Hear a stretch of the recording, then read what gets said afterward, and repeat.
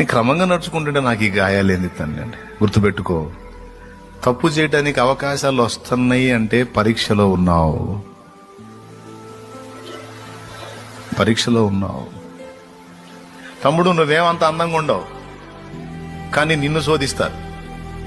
నీకు డౌట్ రావాలి, నా మొఖం నాకే నచ్చదు, ఇంతసేపు ఎందుకు హడావుడి అవుతుంది అంటే అర్థం ఏంటో తెలుసా? పరిశోధనలో ఉన్నావు నువ్వు. ఏమి లేదు, చిక్కితే చెల్లే, చిక్కితే ఒక్కలాగు ఒడ్డుకులాగా వెళ్ళిపోతారన్నమాట. నాశనం చేసిపోతారు. చెవులు గలవాడు వింటాడు ఈ మాట. చిక్కితే మామూలుగా కాదు, నాశనం చేసి వెళ్తారన్నమాట.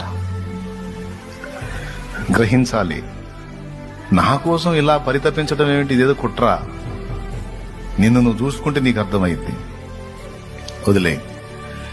పాపానికి దారులు ఏర్పడుతున్నాయి, తప్పులు చేయడానికి అవకాశాలు దొరుకుతున్నాయంటే పరీక్ష నాళికలో ఉంచబడ్డావు.